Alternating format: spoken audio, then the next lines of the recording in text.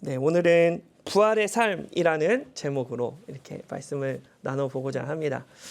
우리가 이제 사실 기독교의 가장 큰 절기가 이렇게 부활절 또 이제 성탄절이죠. 예, 그런데 우리가 신앙생활을 하다 보면 그러니까 예수님의 부활 사건이 2000년 전에 벌어진 일인데 지금 2026년도를 살고 있는 나와 도대체 무슨 상관이 있나? 때로는 이런 생각이 들 수 있습니다. 그래도 이제 부활절이고 기쁜 날이니까 이제 계속 고민하다가 이제 뭐라고 이제 스스로 이렇게 납득을 하시냐면 그 부활을 믿으면 죽어서 천국 가잖아. 그래서 안 믿으면 천국 못 갈 수 있으니까 그러니까 믿으면 이제 천국 가는 보증수표. 그래서 지금 당장은 뭔가 이렇게 믿어도 확 효력이 안 나타나지만 나중에 죽을 때는 예수 하나님 저 믿었습니다. 그래서 천국 갈 수 있는 이렇게 티켓 정도로 우리가 이해할 수 있습니다. 그러나 예수님의 부활을 가장 잘 반영해서 신학적으로 설명한 사람이 사도 바울이에요. 그래서 사도 바울이 이렇게 이제 이 고린도후서 이 4장에 이제 예수님의 부활에 대한 부활을 바울이 어떻게 이해하고 또 우리가 어떤 마음으로 살아가야 하는지 이렇게 이야기하고 있는데요. 그래서 오늘 본문 말씀을 통해서 도대체 2000년 전에 죽으시고 부활하셨던 예수님의 부활의 의미가 나에게 지금 이 시대를 살고 있는 나에게 어떤 의미가 되는지 오늘 말씀을 통해서 한번 살펴봤으면 좋겠습니다. 첫 번째로 바울이 부활하신 예수님을 발견한 다음에 바울은 어떤 삶을 살았냐? 죽는 삶을 살았다는 거예요. 죽는 삶. 네. 우리 안에는 나도 모르게 이런 생각이 나타납니다. 잘 사는 사람은 이래야만 한다라는 나름 각자 자신만의 기준을 가지고 우리가 살아갑니다. 근데 그 기준이 들어올 때 내가 어떤 것은 수용하고 어떤 것은 거절을 한 것이 아니라 내 허락의 여부와 상관없이 그 세속적인 가치관들이 우리 내면 안에 깊숙이 침투해 있어요. 우리도 모르게 그 가치관을 가지고 우리는 이 땅에서 살아갈 수밖에 없습니다. 우리가 잘 아는 승리주의가 있습니다. 예수 믿으면 잘 돼야 한다는 생각이에요. 믿음이 좋으면 모든 문제가 해결되는 것처럼 인식하는 신앙입니다. 그래서 고난이 오면 내 믿음이 온전하지 않은가 생각하게 되고요. 남이 잘 안 되면 너무나 쉽게 저 사람의 믿음이 잘못돼서 저 사람이 지금 안 되고 있는 거야 라고 쉽게 판단을 해버립니다. 성공 여부를 두고 믿음의 유무를 판단하는 것이 바로 승리주의입니다. 또한 능력주의가 있습니다. 학벌이나 연봉, 아파트 평수가 나의 가치라고 믿는 것입니다. 헌금을 많이 하거나 세상에서 잘 나가는 사람이 영적으로도 우월하다는 착각을 하고 살아갑니다. 그래서 잘 나가는 사람들을 우러러 보기도 하고 반대로 자신의 초라한 현실 때문에 영적으로 위축되는 태도. 네, 이것을 바로 능력주의라고 우리가 이야기해 볼 수 있습니다. 또한 정복주의가 있습니다. 직장이나 가정이나 교회에서 내 주장과 신념을 관철시키기 위해 누군가를 힘과 권위로 억누르는 것을 의미합니다. 영적 전쟁이라는 명분 아래 가족이나 동료에게 무례하게 신앙을 강요하기도 하고 내가 맞고 너는 무조건 틀리다 라는 식의 논쟁으로 상대방을 납득시키려는 태도. 이것도 정복주의의 한 일환이 될 수 있습니다. 영웅주의 및 독단주의가 있습니다. 공동체를 떠나 나 혼자 예배하고 내 신앙만 지키면 그만이라는 개인적인 태도를 의미합니다.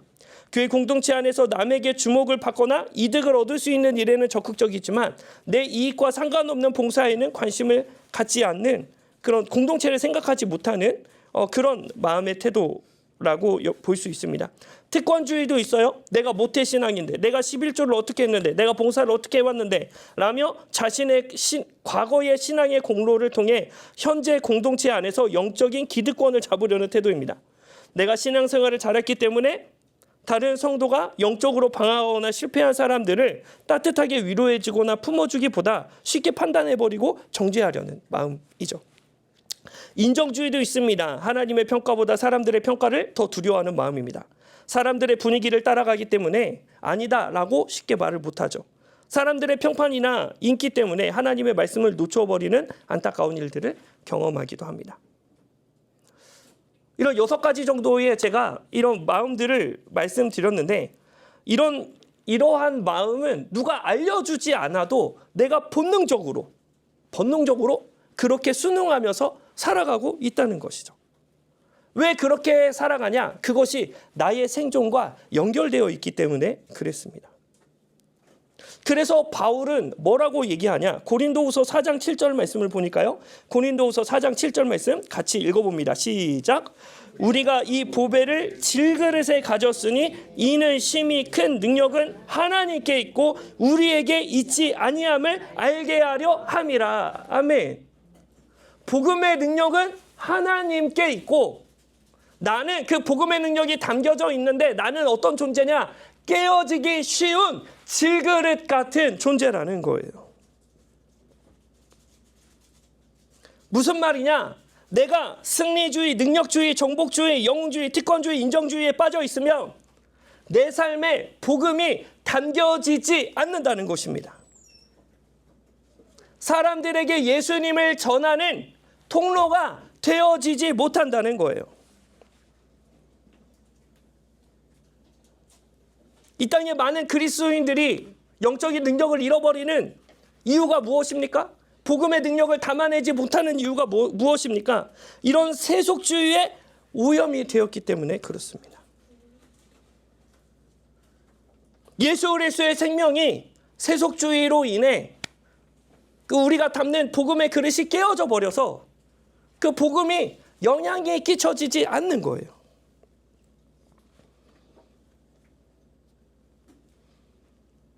성도뿐만 아니라 교회도 마찬가지입니다. 교회도 세속주의에 오염되면 복음의 능력이 나타나지 못합니다. 성도의 삶을 세우지 못하면서 성도 숫자만 자랑하는 승리주의, 담임 목회자의 영빨이나 은사, 화려한 스펙을 내세우는 능력주의, 세상과 교회를 이분법적으로 분류해서 세상은 무조건 악한 곳이기 때문에 교회만이 선한 곳이다 라고 장려하는 정복주의, 교회 안에서도 보이지 않는 계급이 있어서 영웅 취급을 부추기고 헌금 많이 내거나 봉사 많이 하는 사람들을 특별히 취급하는 것, 예수님이 아니라 거룩한 척하는 사람들만 보여진다면 그러한 환경에서는 복음이 드러날 수가 없게 됩니다. 왜 그러냐? 복음을 담는 그릇이 깨어져 있기 때문에 그렇습니다. 아무리 예수님을 외쳐봐도 위선적인 사람만 보이지 복음의 능력이 나타나지 않는다는 거예요. 그래서 바울이 뭐라고 얘기하냐? 고린도후서 4장 10절에서 11절 말씀 같이 읽어봅니다. 시작. 우리가 항상 예수의 죽음을 몸에 짊어짐은 예수의 생명이 또한 우리 몸에 나타나게 하려 함이라. 우리가 살아있는 자가 항상 예수를 위하여 죽음에 넘겨짐은 예수의 생명이 또한 우리 죽을 육체에 나타나게 하려 함이니라. 아멘. 그래서 놀랍게도 바울의 사역 방식은 날마다 자기가 죽는 방법이었어요. 내가 죽어야지 예수님의 생명이 드러나기 때문에 그렇습니다.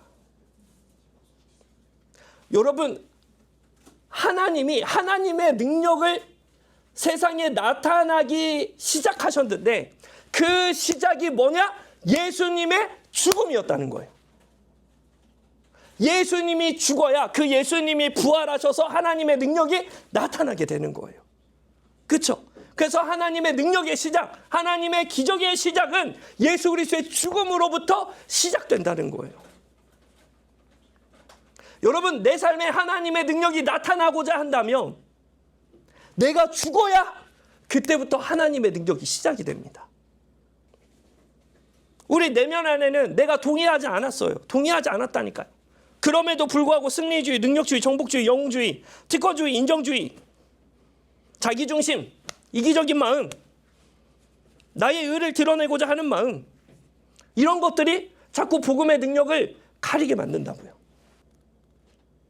이런 세속적인 가치관은 우리가 생존하려는 마음과 연결되어 있습니다. 그게 자연스러운 방향이에요.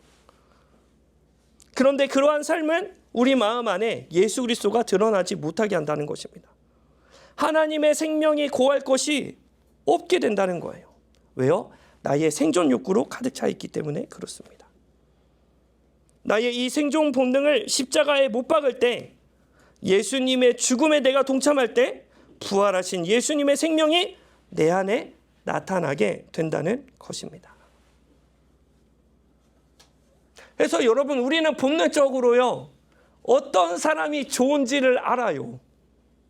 여러분, 우리는 어떤 사람을 좋아합니까? 나를 판단하고 섣불리 판단하거나 정죄하지 않는 사람. 그렇죠?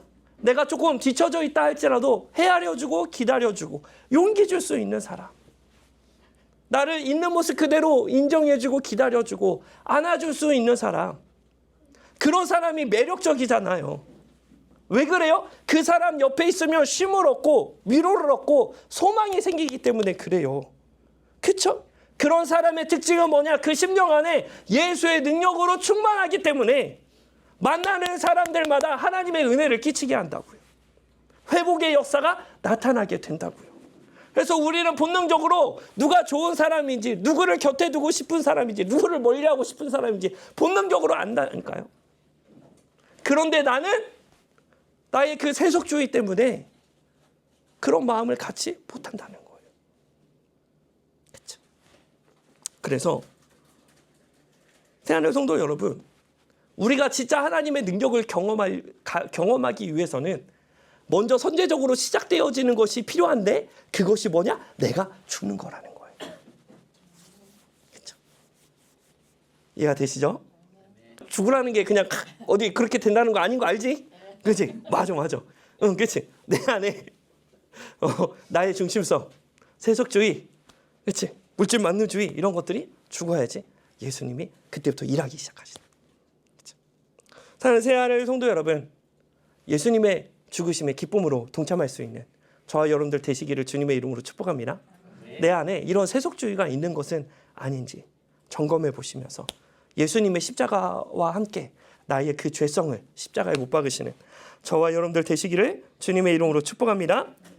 자, 두 번째로 바울은 어떤 삶을 살았냐? 다시 사는 삶을 살았다는 거예요. 고린도후서 4장 14절부터 16절까지 말씀. 고린도후서 4장 14절에서 16절 말씀 같이 읽어볼까요? 시작. 주 예수를 다시 살리신 이가 예수와 함께 우리도 다시 살리사 너희와 함께 그 앞에 서게 하실 줄을 아노라. 이는 모든 것이 너희를 위함이니 많은 사람이 감사로 말미암아 은혜가 더하여 넘쳐서 하나님께 영광을 돌리게 하려 함이라. 그러므로 우리가 낙심하지 아니하노니 우리가 겉사람은 낡아지나 우리의 속사람은 날로 새로워지도다. 아멘.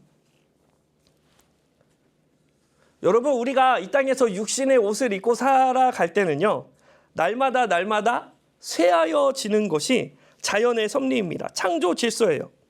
시간이 지나면 피부에 주름이 생길 수밖에 없고요, 연골이 아플 수밖에 없습니다. 어깨도 쑤시게 돼요. 눈이 잘 안 보이게 됩니다.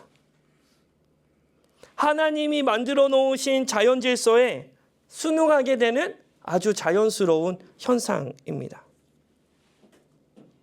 저희 아내가 종종 저에게 당황스러운 말을 할 때가 있습니다. 나 너무 늙었지? 라고 물어봅니다. 나 너무 늙었지? 어떻게 대답해야 돼? 잘 모르겠어? 목사님 알려줄게. 연애해야 되니까. 그럴 때는 나 너무 늙었지? 그럼 어떻게 대답해야 돼?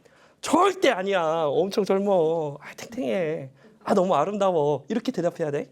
그렇지? 다음에? 그렇지. 꿀팁 얻었네. 그렇지? 예, 그래서 저는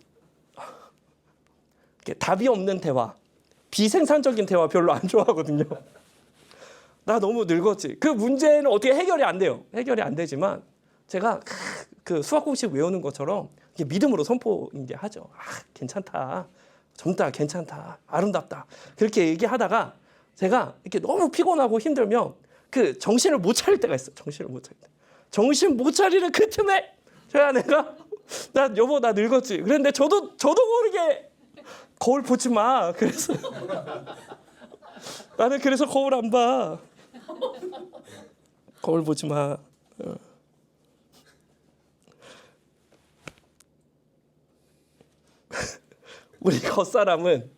우리 겉사람은 노쇠해지는 것이 아주 성경적이에요.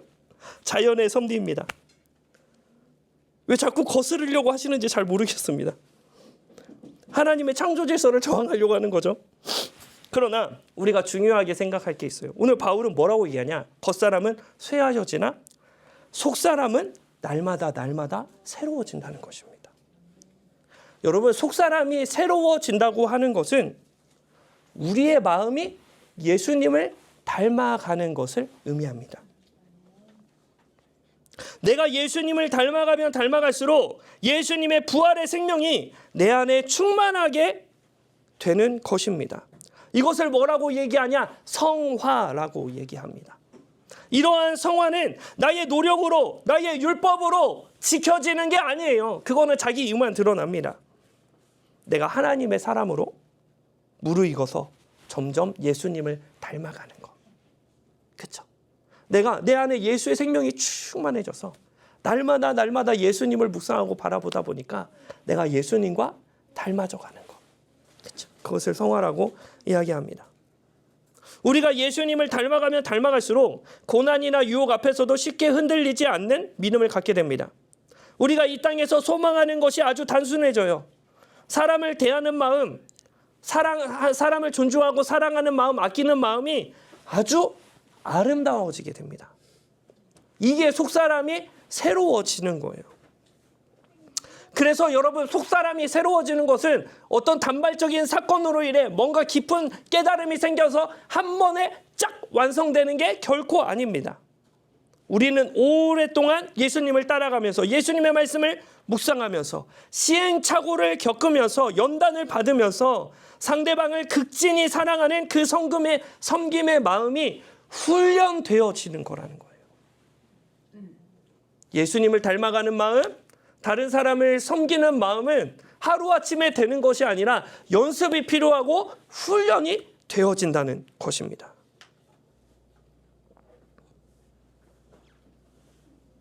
그래서 예수님의 부활의 능력을 경험하려면 반드시 무엇이 필요하냐?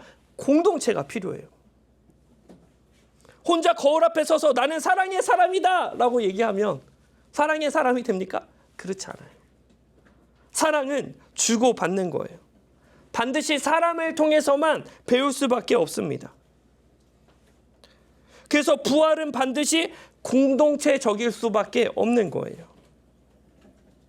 여러분, 교회 안에서 마음껏 사랑으로 섬기시기를 축복합니다.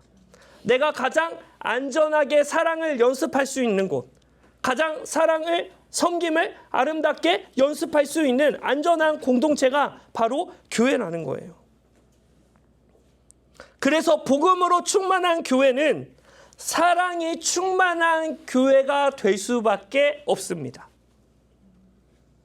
상대방의 실수에 대해서 관대해집니다. 어떤 성도가 신앙적으로 반항기를 맞이하고 있다고 할지라도 섣부르게 판단하거나 고치려고 하지 않고 하나님께서 나에게 기다려주시고 인내해주신 것처럼 그 사람을 용납해주고 기다려줄 수 있는 배려심이 나타나기 시작한다는 겁니다. 그래서 진짜 교회는 오랜만에 교회 와도 부담스럽지 않는 교회입니다. 오랜만에 왔을 때 왜 이제 왔냐, 그동안 뭐 했냐 정지하는 것이 아니라 왔어? 잘 왔어 라고 반겨주는 교회예요. 그런 일은 없겠지만 전날 술을 많이 드셔가지고 술이 덜 깬 상태에서 술 냄새 풀풀 이렇게 나게 하면서 풍기면서 이 자리에 앉아있다 할지라도 그 사람을 정죄하고 판단하는 것이 아니라 야, 오죽했으면 너가 그랬겠냐, 같이 해장국 먹으러 가자 라고 말해줄 수 있는 곳이 바로 복음으로 충만한 교회, 사랑으로 충만한 교회라는 것입니다. 왜 그러냐? 우리 예수님이 세리와 창녀의 친구가 되어주셨기 때문에 그렇습니다. 예수님이 죄인된 나를 그렇게 극진히 섬겨주셨기 때문에 그렇습니다. 그래서 여러분, 우리가 어떻게 술 마시고 담배 피는 사람을 용납할 수 있을까요? 왜 찔리시는 분 안 계시죠? 우리가 어떻게 문신 많이 새기신 분을 편견 없이 바라봐주고 섬길 수 있습니까? 쉽지 않죠. 그래서 날마다 내 안에 예수 그리스도의 사랑이 넘쳐야 하는 줄 믿습니다. 날마다 하나님의 풍성한 은혜를 덧입혀서 하나님이 나를 극진히 사랑하셨던 그 사랑 때문에 내가 다른 사람을 헤아릴 수 있는 그러한 마음을 하나님으로부터 받아야 하는 줄 믿습니다. 새하늘 성도 여러분, 지금 내 내면이 강팍하거나 메말라 있다면 하나님의 은혜를 구하시기를 주님의 이름으로 축복합니다. 예수님의 죽으심과 부활을 묵상하시면서 날마다 내가 죽고 날마다 예수가 사시는 그런 놀라운 은혜를 사모하시고 그러한 삶을 체험하시는 저와 여러분들 되시기를 주님의 이름으로 축복합니다. 주의 이름으로 축복합니다. 세 번째로 바울은 어떤 삶을 살았냐? 소망하는 삶을 살았다는 거예요. 고린도후서 4장 17절에서 18절 말씀 같이 읽어봅니다. 시작. 우리가 잠시 받는 환난에 경한 것이 지극히 크고 영원한 영광에 중한 것을 우리에게 이루게 함이니 우리가 주목하는 것은 보이는 것이 아니요 보이지 않는 것이니 보이는 것은 보이지 않는 것은 영원함이로다. 아멘. 지금 바울이 뭐라고 얘기하냐? 우리가 잠시 받는 환난은 경하다라고 이야기합니다. 여기서 바울이 자기가 당한 고난을 경하다라고 이야기하는 것은 진짜로 바울이 당한 고난이 가벼워서 하는 얘기가 아니라는 거예요. 고린도후서 11장을 보면 바울이 고난당한 얘기를 나열을 합니다. 그들이 그리스도의 일꾼이나 점심을 말하거니와 나온 더욱 그러하도다. 내가 수고를 넘치도록 하고 옥에 갇히기도 더 많이 하고 매도 수없이 많고 여러 번 죽을 뻔하였으니 유대인들에게 40에 하나 가난 배를 5번이나 맞았으며. 여러분 왜 40에서 하나 39대를 왜 때리냐면요 40대 맞으면 사람이 죽는다고 판단했습니다. 그러니까 무슨 말이냐, 죽기 전까지 맞았다는 거예요. 이런 배를 5번 맞았습니다. 3번 태장으로 맞고 1번 돌로 맞고 3번 파선하여 일주야를 깊은 바다에서 지냈으며 여러 번 여행하면서 강도의 위험과 동족의 위험과 이방인의 위험과 산의 위험과 광야의 위험과 바다의 위험과 거제 형제 등의 위험을 당하고 또 수고하며 애쓰고 여러 번 자지 못하고 줄이며 목마르고 여러 번 굶고 춥고 헐 벗어노라. 아멘. 그렇죠. 바울이 당한 고난 리스트예요. 보통 본인이 당한 고난을 이렇게 자랑하시는 분이 아닌데 그 고린도 교회에서 자꾸 사도권에 대한 이만 있으니까 야 나도 고생했다라고 해서 어쩔 수 없이 자기 고난을 이렇게 나열을 합니다. 지금 이게 바울이 야 네 정도 고난은 아무것도 아니야, 나는 어떤 건지 아냐 라고 하면서 고난 배틀한 게 아니에요. 자기 의를 드러낸 것이 아닙니다. 무슨 말이냐? 고난이 무겁지만 고난 자체가 무겁지만 장차 우리에게 올 하나님의 영광에 비교하면 지금 고난이 상대적으로 너무 경하다, 적다 라고 바울이 이야기했다는 거예요. 바울은 부활의 영광을 소망하는 삶을 살았기 때문에 죽음을 두려워하지 않았습니다. 자신의 환경에 집착하지 않았어요. 비록 바울의 육신은 감옥에 갇혀 있지만 바울의 소명까지는 가둘 수 없었습니다. 바울은 감옥에서 에베소서, 빌립보서, 골로새서, 필레몬서를 기록했습니다. 자유로울 때도 자유롭게 복음을 전했고 감옥에 갇혀 있어도 감옥에 갇혀 있는 상황 속에서도 하나님이 나에게 맡기신 사명을 감당하기 위해 복음을 담대하게 전했다는 것입니다. 여러분, 우리가 부활하신 예수님을 만나게 되면, 경험하게 되면 환경이 결코 저와 여러분들을 가둘 수 없다는 거예요.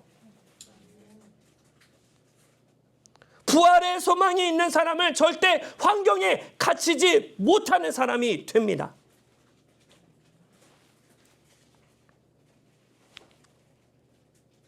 저는 개척하고 나서 저에게 가장 큰 장애물, 가장 큰 고난이 뭐였냐, 어려운 시험이 뭐였냐, 장애물이 바로 저 자신이었습니다.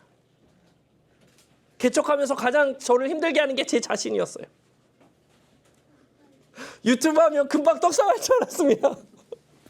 아주 후원이 너무 많이 들어와서 아주 아름다운 성전을 그렇게 하고, 지금도 너무 아름답고 감사하지만, 그래서 막 이렇게 부교육자도 막 이렇게 세우고 사람들이 막 몰려와서 금방 그렇게 될 줄 알았습니다.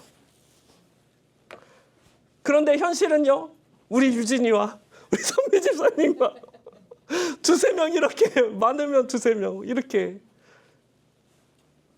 그런 시절을 보냈습니다. 제 기도 제목이 뭐였냐면요, 하나님, 교회 안정되게 해주세요. 교회 안정되게 해주세요. 아주 아름답게 표현했죠. 원래는 뭐예요? 대박나게 해주세요. 빨리 되게 해주세요. 그거를 안정되게 해주세요. 아주 고상하게 하나님께 기도했다는 거예요. 근데 기도하는 중에 그냥 저 혼자 그냥 생각이 들더라고요. 준기라, 그게 안정되면 뭐 할 거니? 기도하는데 그냥 내 생각에 기도하다가 자문자답하는 거예요. 준기라, 교회가 안정되면 뭐 할 거니? 저 교회 안정되면 성경 공부해야죠. 그렇게 얘기했어요. 그럼 지금도 할 수 있는 거 아닌가? 그렇죠? 성경 공부는 뭐 성전이 있든 없든 그냥 어느 장소에 가든 성경책 하나만 있으면 그냥 할 수 있는 게 성경 공부인 거예요. 그렇죠? 내가 스스로 제 자신을 환경 안에 가두어 버리더라고요. 이게 반드시 이루어져야만 내가 사명을 감당할 수 있어. 근데 그러지 않더라고요.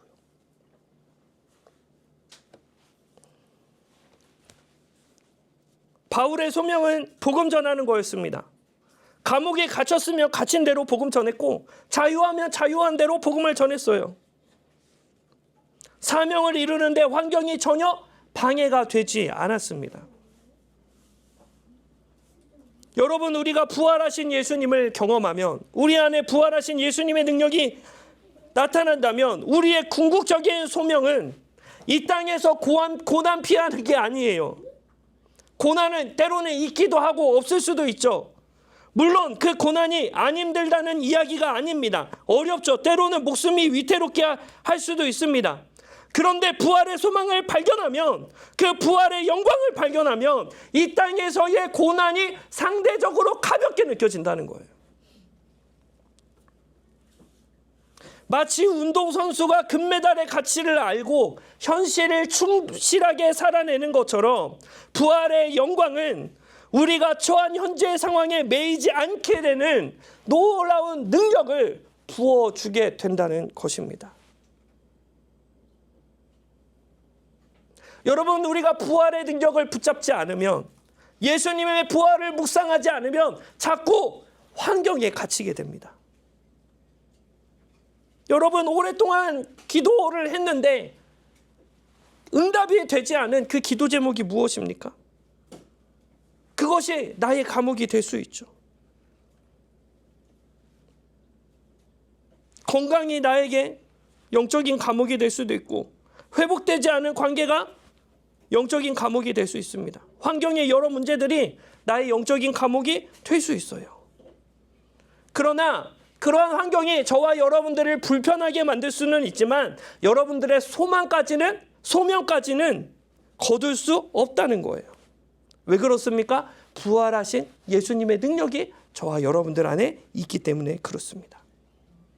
저와 여러분들이 부활의 소망을 발견했기 때문에 그렇습니다. 그래서 부활하신 예수님의 능력을 경험한 사람은 소망이 단순해집니다. 나의 갇혀있는 환경을 넘어서 하나님의 부르심을 바라보기 때문에 그렇습니다. 내가 어떻게 하면 하나님을 기쁘시게 할까? 하나님을 기쁘시게 해드리는 것은 결코 나의 환경이 장애물이 되지 않는다는 거예요. 나의 건강이 하나님을 기쁘시게 하는데 방해되지 않습니다. 왜냐하면 우리의 모든 환경을 하나님께서 다 아시고 각자에게 소명과 사명을 부어주시기 때문에 그렇습니다.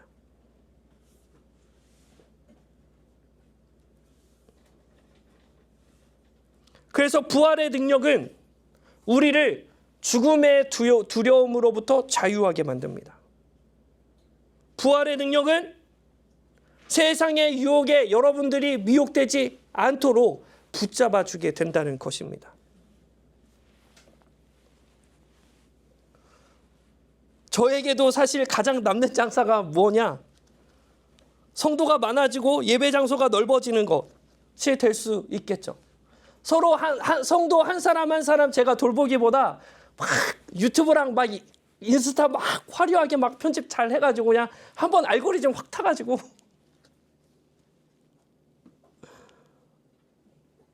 그렇죠? 그런 것이 저에게 훨씬 남는 장사일 수 있습니다. 그러나 여러분, 우리는 다 예수님 만납니다. 그렇죠? 예수님 부활하신 예수님 재림하셔서 이제 만날 거라고요. 그렇죠? 종길아, 뭐하다 하니? 예수님 제가 마케팅 전략이랑 유튜브 겁나 쇼츠 아름답게 만들어가지고 확 터트려가지고 내가 막 교회 키우다 왔습니다. 그렇죠?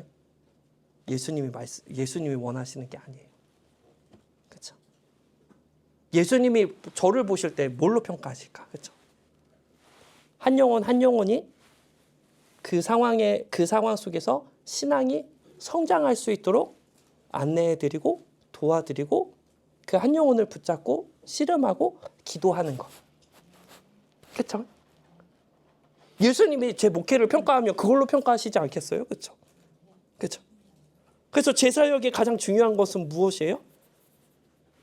한 사람 한 사람 만나서 제자 훈련하고 양육하는 게 저에게 훨씬 남는 장사예요. 예수님 다시 오셨을 때. 그렇죠? 개척교회라서 할 수 있는 것 같아요. 그렇죠? 나중에 커지면 어떻게 될지 잘 모르겠는데 그래도 이 시스템에 최대한 에너지를 많이 쓰고자 합니다. 그렇죠? 여러분들이 그러니까 교회가 출석하는 곳이 아니라 신앙이 자라는 곳이잖아요. 그렇죠? 신앙이 자라려면 말씀을 스스로 이해하실 수 있어야 되고 하나님의 뜻을 분별할 수 있는 능력이 세워지셔야 되잖아요. 갖추어 주셔야 되잖아요. 그렇죠? 그러한 시스템을 늘 고민하면서 기도하고 제가 막 그렇게 하고 있습니다. 그래서 제가요, 요새 너무 행복합니다. 주중에 제자훈련 3팀 하고 있어요. 4팀 될 뻔 했는데 한 팀이 이렇게 이제 조금 이렇게 주저하셔가지고 지금 한 주에 제가 3팀을 제자훈련 하고 있습니다. 예, 그래서 제자훈련 하는데 보통 24주 24주인데 제일 짧아야 24주고 근데 속성반이 지금 생겨가지고 얼마나 빨라질지 모르겠지만 그쵸? 24주 25주 그냥 세워라 내워라 말씀이 체화되실 수 있도록 이해되실 수 있도록 그 환경에서 믿음이 한 단계 더 성장할 수 있도록 기도해드리고 안내해드리고 저도 말씀 묵상하면서 고민하면서 그 영혼을 위해서 기도하고 그렇죠? 이게 저는 목양의 본질이라고 믿거든요. 네. 그래서요 요새 여러분 그러니까 제 인생의 만족도가 매우 높습니다. 지금 최고의 너무나 기쁜 시간을 이렇게 양육하고 나면요 막 에너지가 막 자꾸 생기고요. 너무 기쁘고 감사하고 계속 느껴요. 하나님이 이 일을 하게 하시려고 이렇게 지금까지 인도해 주셨구나. 네. 여러분 환경은 저와 여러분들의 그 소명까지 막을 수 없다는 거예요. 그렇죠? 부활의 능력을 우리가 덧입으면 환경을 초월해서 우리가 사명을 감당할 수 있게 된다는 것입니다. 사랑하는 새하늘 성도 여러분, 내가 가장 소망하는 그것이 무엇입니까?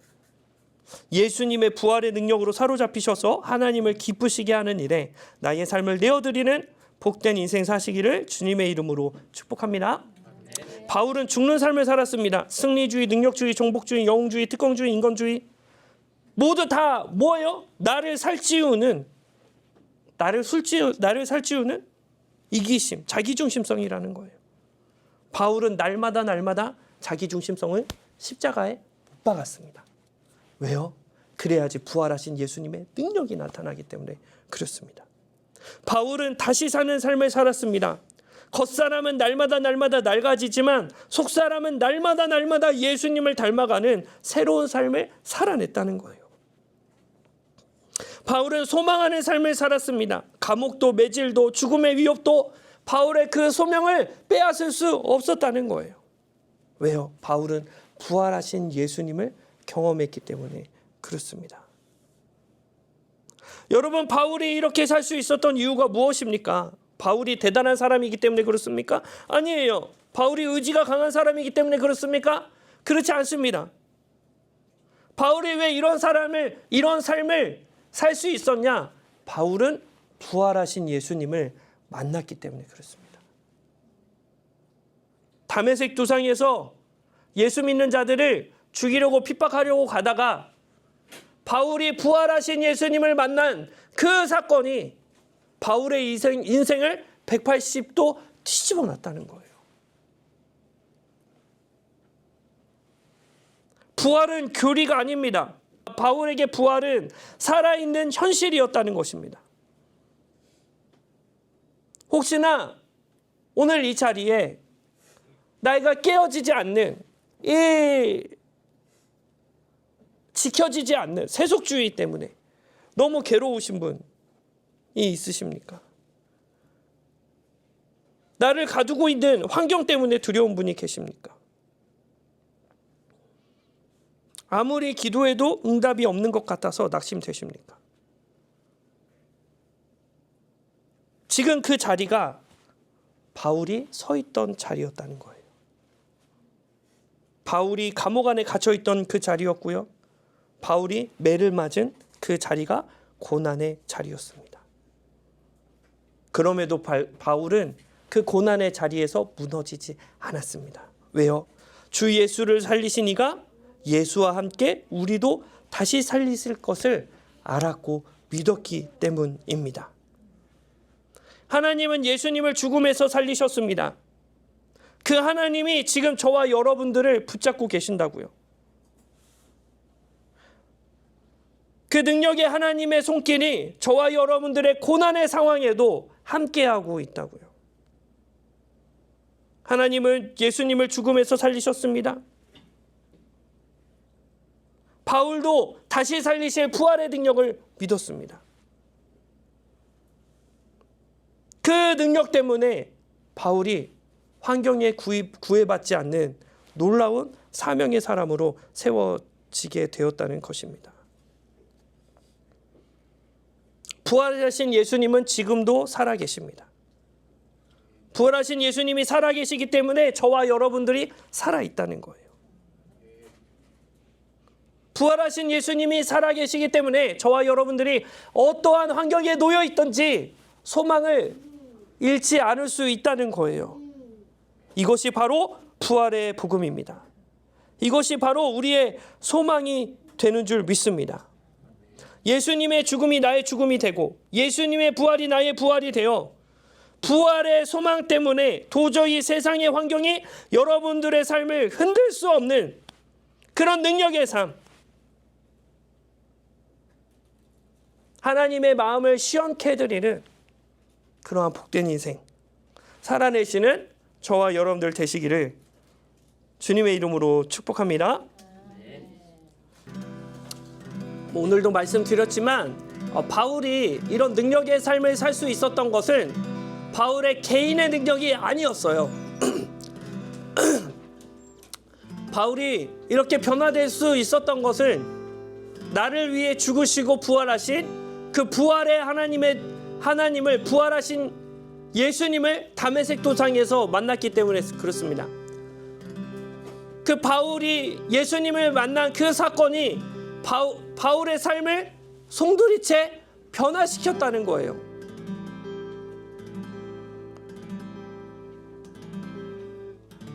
여러분, 우리가 이 시간 예수님을 바라봤으면 좋겠습니다. 나를 위해 죽으시고 부활하신 그 예수님이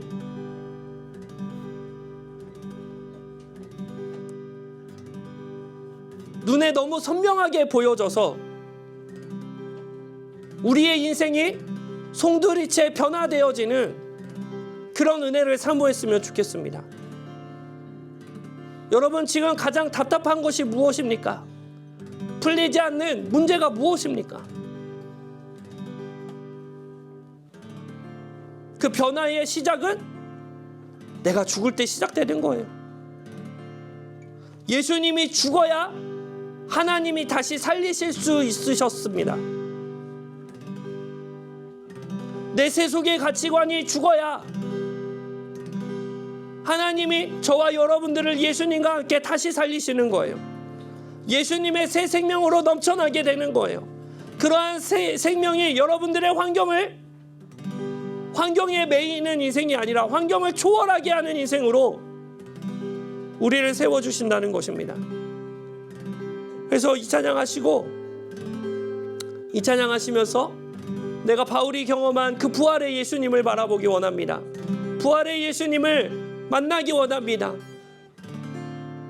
내 영안을 열어주셔서 나를 위해 십자가 달리시고 죽으시고 부활하신 그 능력의 하나님을 바라보게 하여 주셔서 우리의 인생이 변화되어서 어떠한 풍랑 속에서도 넘어지고 쓰러지지 않는 부활의 능력의 사람이 되게 하여 주시옵소서.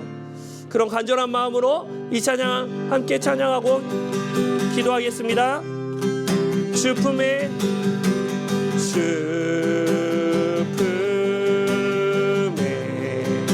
품으소서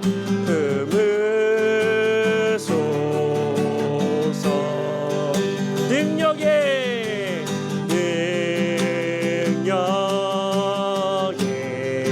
발로 덮으소서 발로 덮으소서 주품에 품으소서 주품에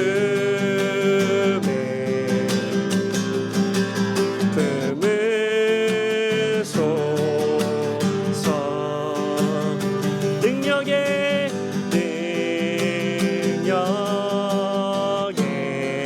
발로 덮으소서 발로 덮으소서 아멘. 거친 파도 날 향해 와도 아멘. 주와 함께 날아오느니 높은 가운데 나의 영혼 잠잠하게 주를 보리라. 거친 파도 날 향해 와도 주와 함께 날아오느니 아멘. 폭풍 가운데 나의 영혼 잠잠하게 주를 보리라. 주님 안에 아멘. 나 거하리 주 능력 아멘. 주는 아멘. 그 부활의 능력을 나 잠잠히 믿습니다. 나 잠잠히 아멘. 거친 파도 날 향해 와 주와 함께 날아오르니 주와 함께 날아오르니 아멘. 폭풍 가운데 나의 영혼 잠잠하게 주를 거친 파도 날 향해 와도 거친 파도 날 향해 와 주와 함께 날아오르니 주와 함께 날아오르니 아멘. 폭풍 가운데 나의 영혼 잠잠하게 주를 다시 한번 더 열심으로 거친 파도 날 향해 주와 함께 날아오르기 원합니다. 주 날아오르리 폭풍 가운데 나의 영혼 잠잠하게 주를 보리라네.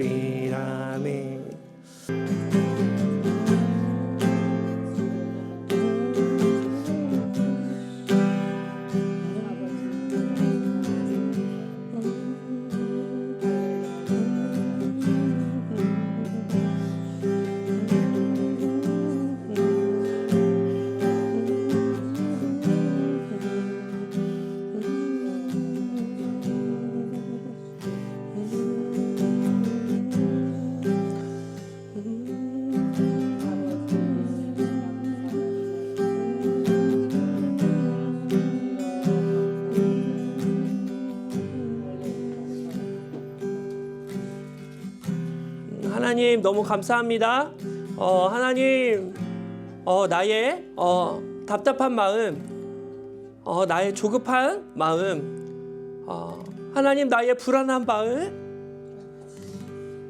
하나님 길을 잃은 것 같고 하나님 나이가 감옥에 갇힌 것 같은 하나님 그러한 답답한 하나님 상황을 우리 주님이 다 헤아려 주시고 다 아시고 하나님 그 자리에 나 홀로 있는 것이 아니라 우리 주님이 나를 위해 눈물 뿌려가며 탄식하시고 금식하시며 쉬지 않고 나를 위해 하나님 기도하셔서 하나님 나를 아끼시려고 나에게 세일을 행하려 주시려고 하나님 나의 신앙의 여정을 하나님께서 붙잡아 주시고 하나님 인도하여 주시니 하나님 감사합니다. 하나님 감사합니다. 그렇습니다. 우리 주님 지금도 쉬지 않고 나를 위해서 일하고 계시는지 하나님 감사합니다. 하나님 남에게 꺼내지 못할 정도로 너무나 그 답답하고 어려운 마음 불안한 마음도 우리 주님이 먼저 하시고 하나님 세일을 행하여 주시려고 하나님 말씀으로 인도하여 주시는 줄 믿습니다. 하나님께서 먼저 나를 붙잡아 주셨습니다. 내가 주님을 붙잡은 것이 아니라 주님이 나를 먼저 붙잡아 주셨고 주님이 먼저 나를 찾아와 주셨고 하나님 지금도 하나님 우리를 하나님 인도하여 주십니다. 인도하여 주십니다. 하나님 인도하여 주십니다. 하나님 그렇습니다. 하나님 나의 지식보다 아버지의 지식이 더 뛰어나시고 하나님 내가 생각하는 빠른 길보다 하나님 아버지의 길이 하나님 더 온전한 것인 줄 믿습니다. 하나님께 올려드리기 원합니다. 올려드리기 원합니다. 하나님 나에게 가장 좋은 것 주시는 아버지 하나님께 하나님 내 마음을 올려드리기 원합니다. 내 마음을 올려드리기 원합니다. 하나님 바울과 같이 내가 죽고 예수 살기 원합니다. 새 생명으로 살아나기 원합니다. 하나님 부활의 소망을 덧입고 하나님 살아가기 원합니다. 하나님 역사하여 주시옵소서. 하나님 시름소리조차 들으시는 아버지 하나님께서 하나님 우리를 안아주시고 인도하여 주시는 줄 믿습니다. 하나님의 방법을 신뢰합니다. 하나님의 방법을 의지합니다. 하나님 내가 믿음으로 하나님의 때를 받아들이기 원하고 하나님의 방법을 받아들이기 원합니다. 하나님 부활의 소망으로 충만하게 하여 주시옵소서. 부활의 소명으로 충만하게 하여 주시옵소서. 그 부활의 소명 때문에 환경이 나를 감아줄 수 없습니다. 환경이 나를 가둘 수 없습니다. 하나님 주님 감사합니다. 하나님 내가 죽고 예수 삽니다. 내가 죽고 예수 삽니다. 예수 죽음이 내 죽음이 되었고 예수 부활이 내 부활이 되었습니다. 하나님 새 생명 주시니 감사합니다. 새 생명 주시니 감사합니다. 오 하나님 인도하여 주시옵소서. 오 하나님 아버지 감사합니다. 오 하나님 감사합니다. 하나님 감사합니다. 하나님 감사합니다. 하나님 감사합니다. 하나님 감사합니다. 하나님 감사합니다. 하나님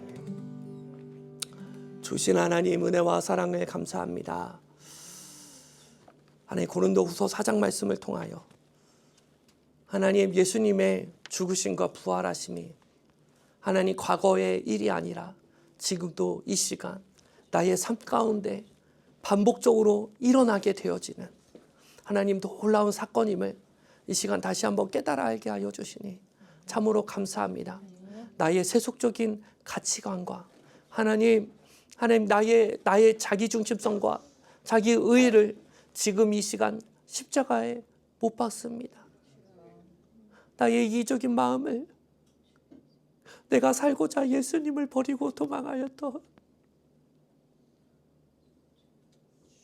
어려운 상황 속에서도 너무나 쉽게 신앙을 부인했던 나의 이기심을 예수님과 함께 십자가에 못 박습니다.